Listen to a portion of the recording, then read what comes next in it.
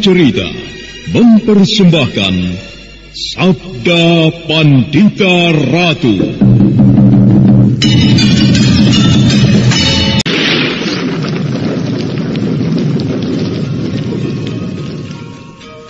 Sabda Pandita Ratu.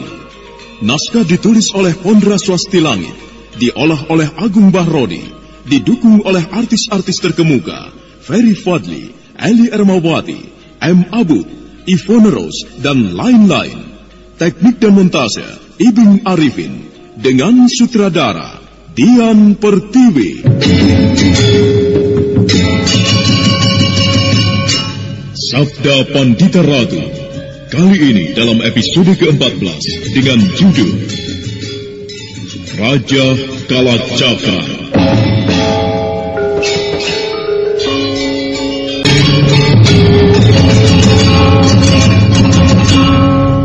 Pinaka Swasti Ratu dapat melihat dengan jelas perubahan wajah ketiga lelaki berkuda itu.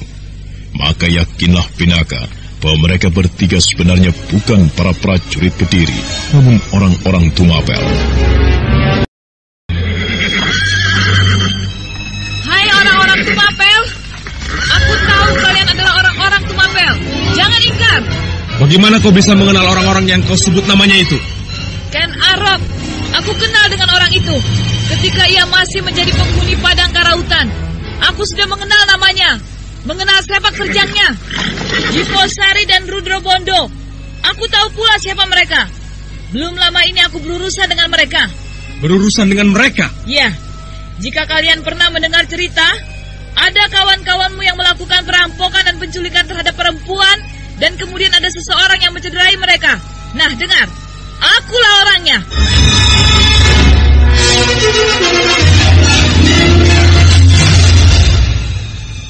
Shh, bagaimana? Nampaknya orang ini yang diceritakan Tuan Diposari semalam. Iya, nampaknya dia. Lalu bagaimana? Kita menghindar saja. Kita jangan berurusan dengan orang itu. Ya, kita menghindar saja daripada celaka.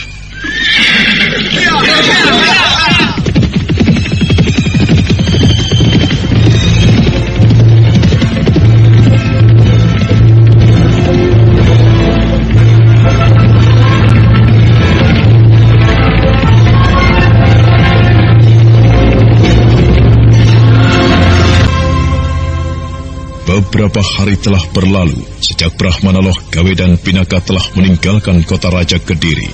Dari arah barat nampak dua ekor kuda berderap kencang seperti berpacu dengan waktu. Berhari-hari pula mereka telah menempuh perjalanan dari kaki Gunung Tidar hingga ke kota Raja Kediri. Kita berhenti dulu, Kakang.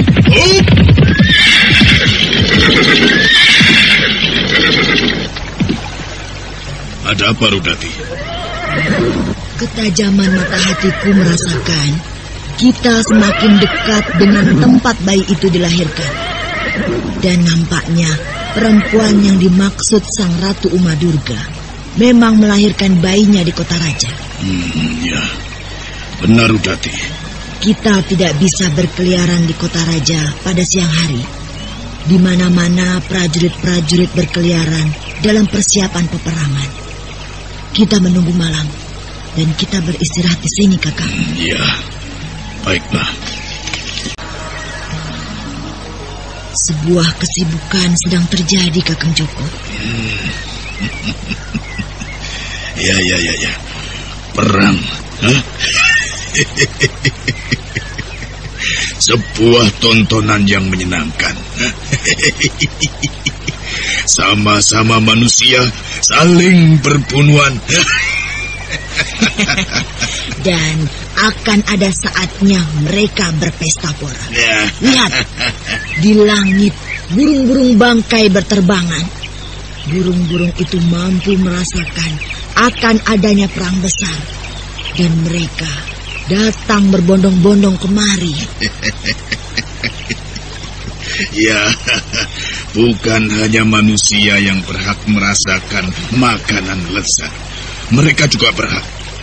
Jika selama ini manusia adalah pemburu binatang dan memakan dagingnya, Sekarang giliran mereka untuk menikmati makanan yang lezat. Ya, aku senang dengan peperangan, tontonan yang menakjubkan. Kakang, apakah kita akan melibatkan diri? Melihat keadaan tadi, melihat untung dan ruginya. Kalau memang di sana kita akan mendapatkan keuntungan, mengapa tidak? Yang jelas, dalam peperangan ini tentu banyak lelaki yang berangkat ke medan peperangan. Para istri, para gadis cantik, tentunya sendirian dan tidak terjaga. Itu saja yang selalu kau pikirkan, Kakang. Sudahlah, jangan ganggu-gugat kesukaanku yang satu ini, Rudati. Asal kau juga tidak mengganggu-gugat jika aku melakukan hal yang sama. Apakah aku pernah mengganggumu? Hari telah senja, Kakang. Ya. Kita titipkan kuda-kuda kita. Dan kemudian kita masuki dinding kota raja seperti perilaku pencuri.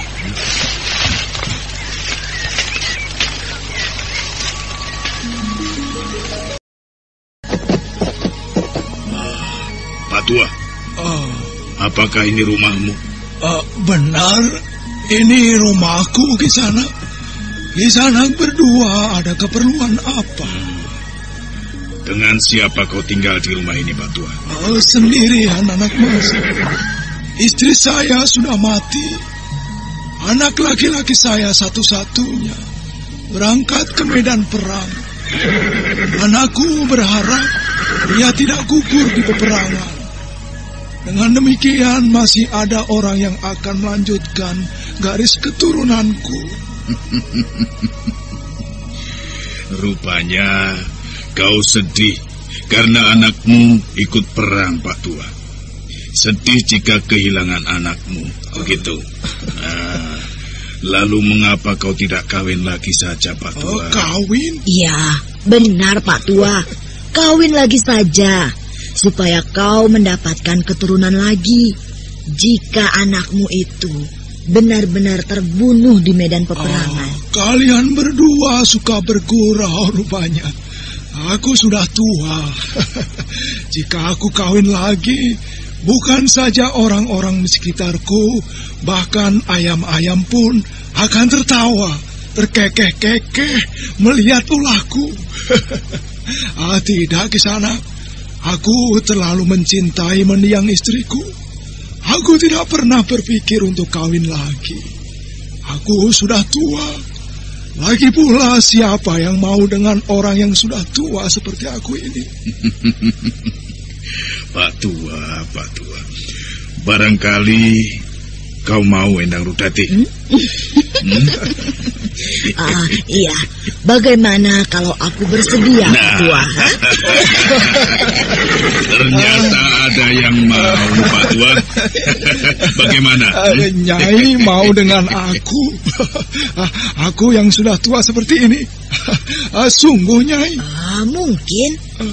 Bagaimana? Apakah mau memperistri aku? Wah, siapa kalian berdua ini sebenarnya? Namaku Rudati. Dan ini kakangku. Namanya Joko Kahuro. Kami berdua kakak beradik, Pak Tua. Apakah kau tidak laku kawin hingga usiamu setua itu? Iya. Aku sangat mempertimbangkan usul kalian berdua. Mari masuk ke rumahku. Kita bicarakan soal itu. Tidak usah dulu, Pak Tua. Kami berdua ada keperluan yang sangat penting di kota raja lebih dulu. Kami titip kuda-kuda kami ini dulu. Nah, nanti kalau kami sudah selesai dengan urusan kami, kita akan bicarakan soal itu. Bagaimana? Kalian akan titip kuda? Iya, benar. Kalian berdua bersungguh-sungguh dengan tawaran itu tadi? Iya, kami bersungguh-sungguh, Pak Tua. Baiklah. Tinggalkan saja kuda-kuda kalian di sini. Aku akan menjaga sebaik-baiknya. Oh ya, namaku adalah Mbah Kromo. Sekarang bukan Mbah lagi. panggil aku Kromo. Dan meski kau lebih muda dariku, namun kau menang Awu, kau lebih tua. Aku akan memanggilmu Kakang. Bukankah demikian? Iya, betul. Nah, sekarang izinkanlah kami pergi. Iya. Pergilah. Jangan khawatir dengan kuda-kuda kalian. Pergilah, selesaikanlah dulu urusanmu. Wah, aku mimpi apa semalam? Aku mendapatkan calon istri yang secantik itu. Rupanya para dewa selama ini mendengarkan keluh kesahku dan mengirimkan bidadari yang cantik ke sampingku.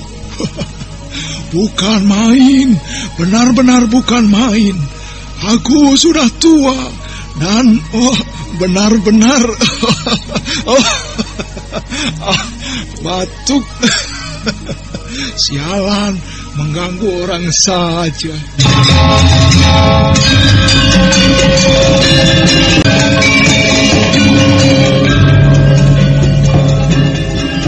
Kacaulah pikiran Pak Tua itu, yang semula tidak pernah membayangkan apapun.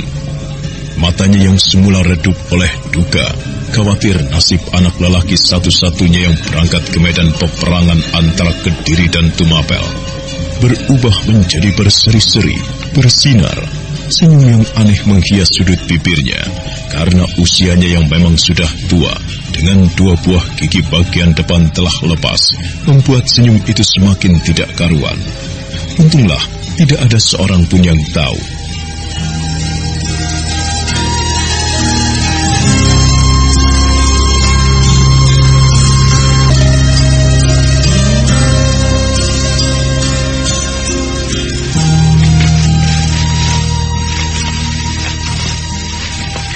Mengapa kau tersenyum-senyum, Kakang Joko Kahoro? Dati, lelaki dimanapun pada dasarnya ternyata sama.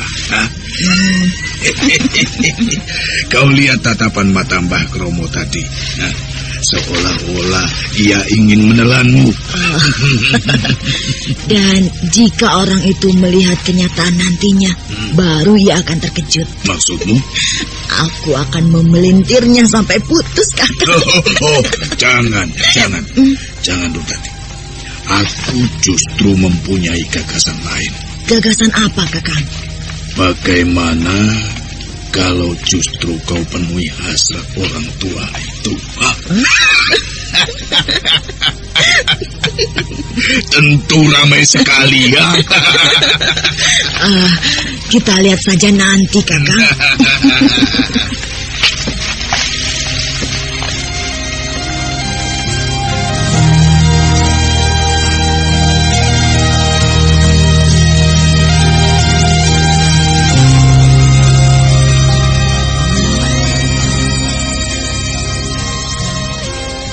Hari bergerak ke arah malam.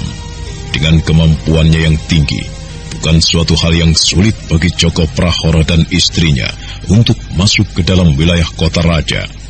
Bahkan karena kemampuannya menyamar, kehadiran kedua orang itu yang kemudian berjalan di sepanjang lorong di dalam kota tidak begitu menarik perhatian para prajurit.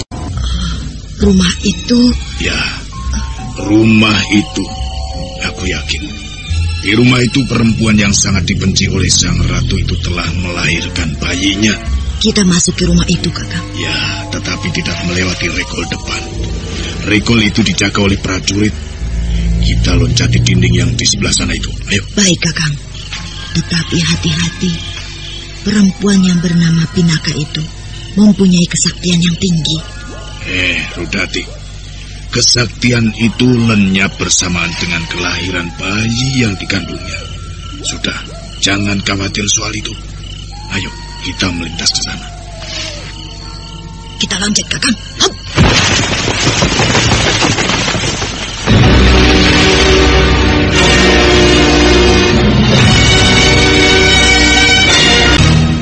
Gesit sekali bagaikan gerakan seekor kucing yang sama sekali tidak bersuara. Joko Prahara dan Endang Rudati telah berada di halaman rumah Senopati Praba. bersembunyi di balik bayangan pohon jambe. Dan dengan gesit pula, mereka melintas dan kemudian telah berada di balik sebuah dinding. Mereka melekat.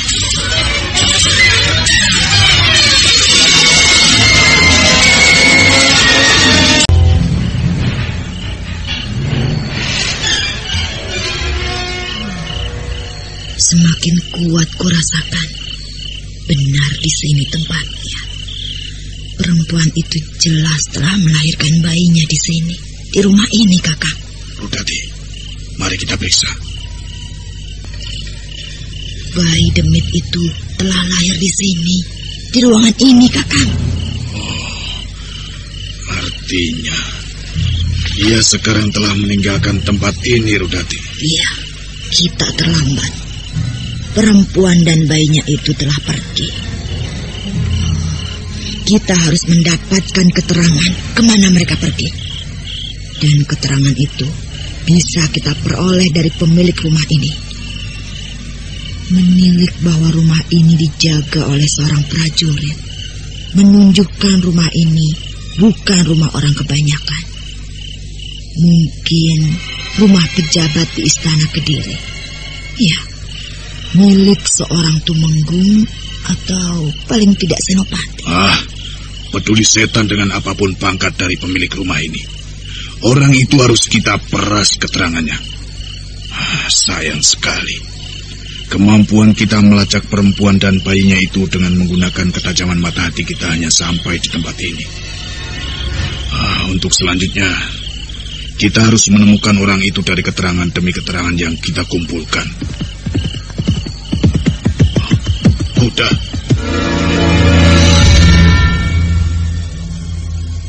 Siapa kalian berdua? Apa yang kalian lakukan di bilik pribadiku? Kaukah pemilik rumah ini? Iya, aku pemilik rumah ini. Kalian siapa? Berani memasuki bilik rumahku tanpa izin dan perilaku seperti maling? Kalian berdua siapa? Kami berdua mencari perempuan yang telah melahirkan bayinya di sini. Senopati Praba terkejut, dan seketika itu pula taulah Senopati Praba apa yang terjadi. Senopati Praba memperhatikan kedua orang tamu tak diundang itu dengan seksama. Dan dengan penuh perhatian, Senopati Praba memperhatikan kening perempuan itu. Ada noktah merah di sana. Senopati Praba sedikit gelagapan ketika perempuan itu tersenyum kepadanya.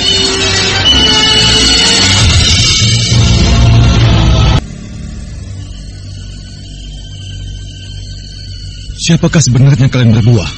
Bagiku tidak penting. Yang penting adalah di mana perempuan yang telah melahirkan bayi di rumah ini. Tidak ada. Rumah ini belum dihuni perempuan. Aku belum beristri. Tidak ada perempuan yang telah melahirkan di rumah ini. Kau jangan mengelak. Kami berpenciuman tajam, setajam penciuman anjing. Kami dapat mencium bau itu. Bahkan dari jarak yang sangat jauh, kami telah mengetahui bayi itu lahir di tempat ini.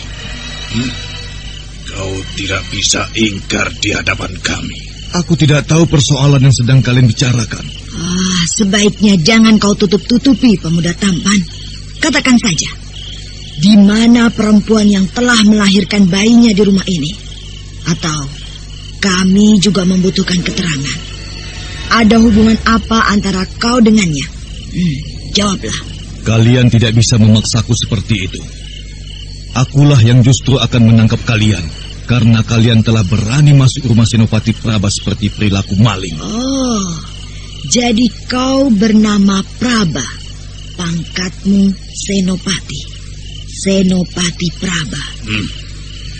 Aku tidak peduli meski pangkatmu adalah Senopati, atau Tumenggung, atau patih, atau seorang raja sekalipun. Tetapi kau tidak berhak membisu, tidak menjawab pertanyaanku. Di mana perempuan itu? Perempuan bersama bayinya yang jelas-jelas telah lahir di sini. Bahkan di ruangan ini juga. Katakan saja, pemuda tampan. Aku akan memberikan imbalan yang layak untukmu. Imbalan itu adalah diriku sendiri. Nampaknya mereka benar-benar orang-orang yang sudah liar sama sekali. Yang sama sekali tidak mengenal tatanan lagi. Mereka tidak mengenal rasa malu sebagaimana yang kubayangkan.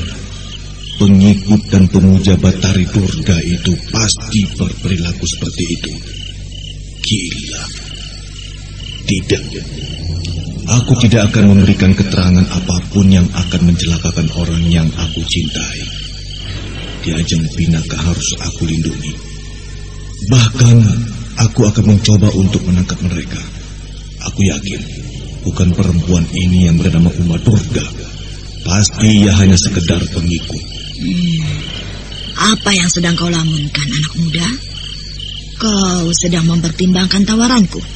Kalian rupanya pengikut perempuan bermata 3 itu. Bagus. Bagus sekali jika kau sudah mengetahui siapa kami berdua. Kami adalah pengikut dan abdi setia Sang Ratu Uma Durga para Bandari. Nah, jika kau sudah mengetahui siapa kami berdua, untuk apa kau tidak mau menjawab pertanyaan kami? Untuk apa pula kau mencari perempuan yang telah melahirkan di tempat ini? Perempuan dan anaknya itu harus dilenyapkan. Apa salah mereka sehingga harus dilenyapkan? Karena mereka akan menjadi duri di dalam daging. Iya, aku telah mendengar cerita itu tentang seorang perempuan pemuja Durga yang bermaksud menghancurkan sebuah candi dan harus lahir kembali ke dunia ini karena keinginannya tidak kesampaian. Sayang, bayi itu telah lahir, padahal bayi yang membawa rajah di tangannya itu adalah titisan dari seorang pujangga atau maharesi dari zaman itu pula yang akan mengayomi candi itu dari ulahnya. Seharusnya kau tidak boleh mengetahui cerita itu. Kalian menyerahlah. Pemerintah Kediri akan memperlakukan kalian dengan sebaik-baiknya.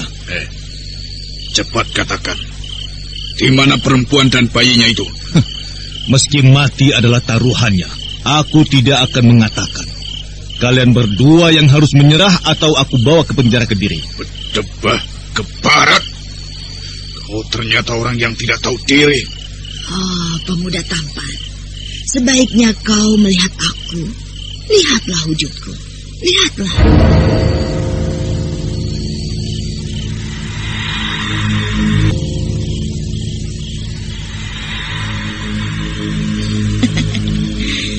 Lihatlah aku, pemuda tampan. Lihat aku. Mengapa kau memintaku untuk melihatmu? Lihat, pemuda tampan. Bukankah aku sangat menarik? Kau belum tahu. Aku masih segar, seperti buah tomat yang kemerahan. Lihatlah aku dengan seksama, dan kau akan tertarik kepadaku. Kau berubah menjadi cantik. Kau tentu menggunakan ilmu sihir untuk mempengaruhi pandangan mataku. Iya, aku menggunakan ilmu sihir agar kau tertarik kepadaku, terpesona oleh kecantikanku. Lihatlah, aku sangat cantik, menggairahkan, bukan? Aku sangat cantik, menggairahkan, pemuda tampan. Perempuan itu sedang mempengaruhiku.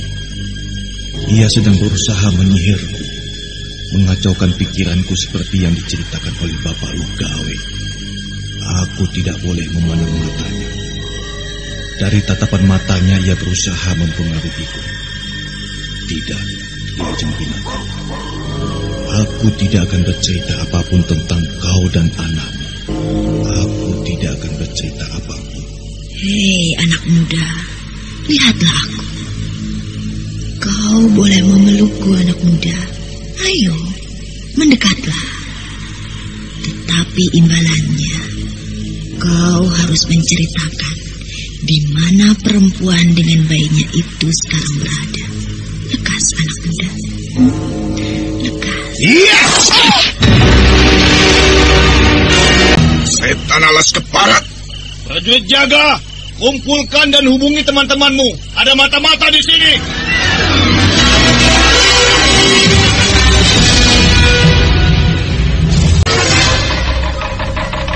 Keparat, kurang ajar kau. Nasibmu buruk sekali di sana. Kau dengar suara titir itu? Hah? Sebentar lagi prajurit Kediri akan tumpah berhamburan kemari. Dan kau, nasibmu sungguh buruk sekali.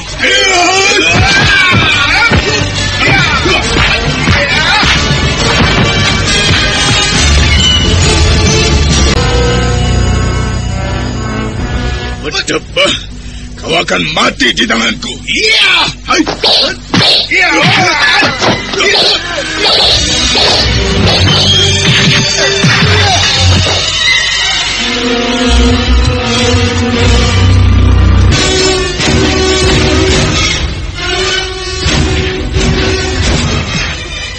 Perang tanding di dalam ruangan itu berlangsung dengan sengit.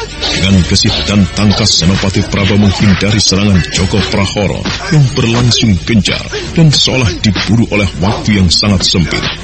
Sementara dari luar terdengar suara titir dipukul bertalu-talu, disusul kemudian oleh derap kuda cukup banyak di kejauhan. Keparat, kau licik. Nasibmu lah yang buruk. Oh, sang ratu tentu tidak akan mengampunimu. Jantungmu akan dimakan olehnya. Iya! Jangan lari!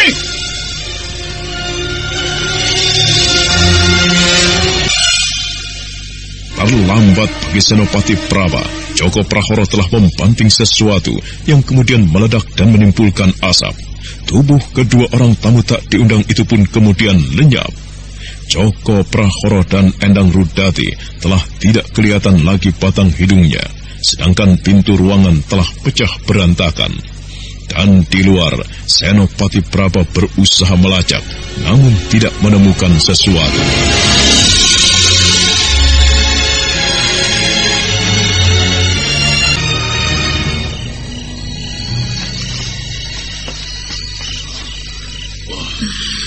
Kita nyaris celaka, Rudati. Siapa yang mengira Senopati itu mampu mengatasi pengaruh sihirmu? Ia telah melukaimu. Bagaimana keadaan? Apakah kau merasakan pisau ini menghunjam di tempat yang gawat? Jangan bertanya. Cabutlah. Debah Keparat.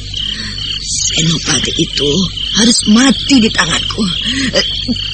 Cepat, cabut Kakang. Ya, baiklah.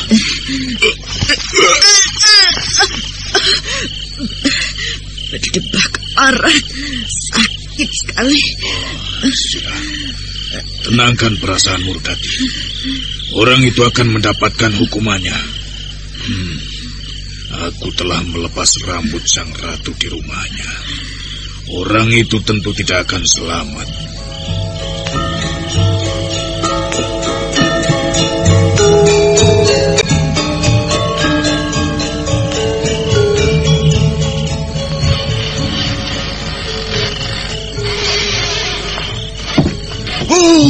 Kenapa? Kenapa? Ada apa dengan calon istriku? Ada apa ini? Sudah, diam kau Patua. Kau membentakku.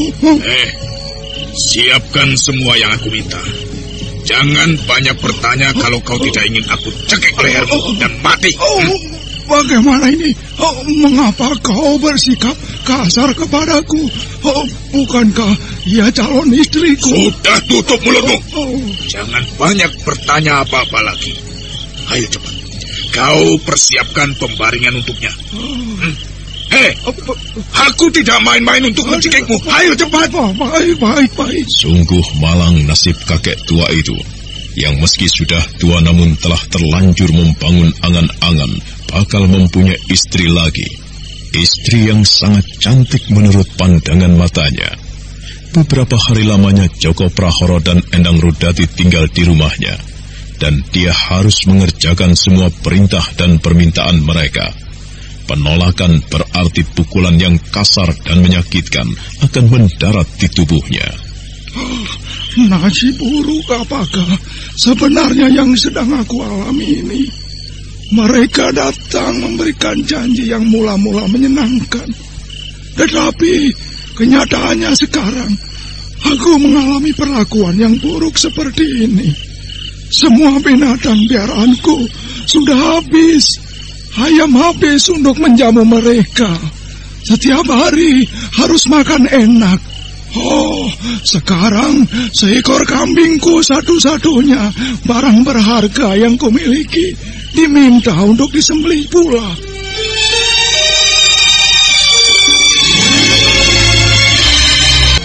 Tatapan mata kakek tua itu menerawang jauh memandang puncak Gunung Kelut, seolah mencari jawab kenapa dia harus mengalami peristiwa itu.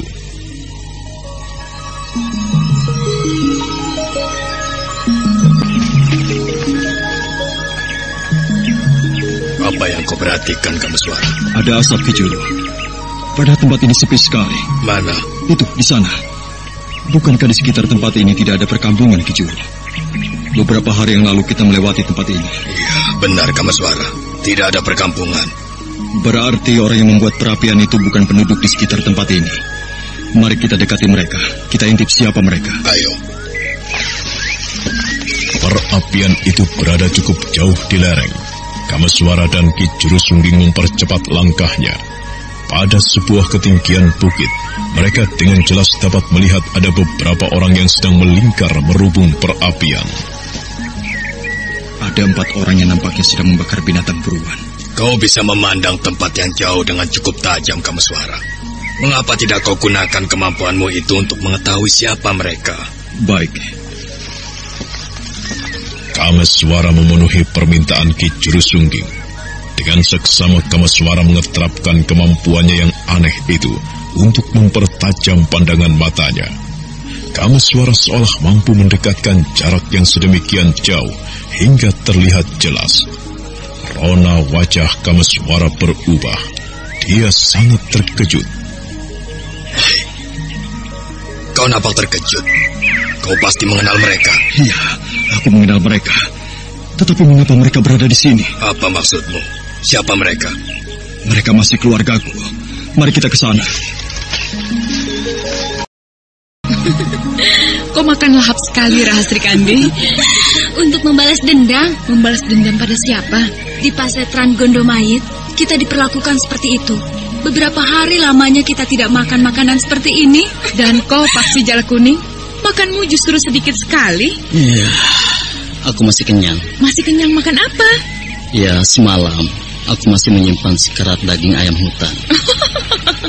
Apa yang Bibi tertawakan? Apakah tidak basi? Kasihan suamiku. Mari kita habiskan saja semua ini. Ayo, Kakang Panji Parasu, kita harus lebih rakus lagi. Bagian untuk kami mana? Kakang Kameswara! Kakang Kameswara!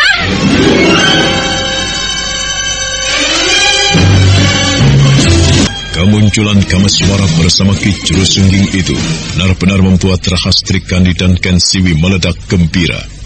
Mereka segera beranjak bangkit dan berlari menubruk Kameswara.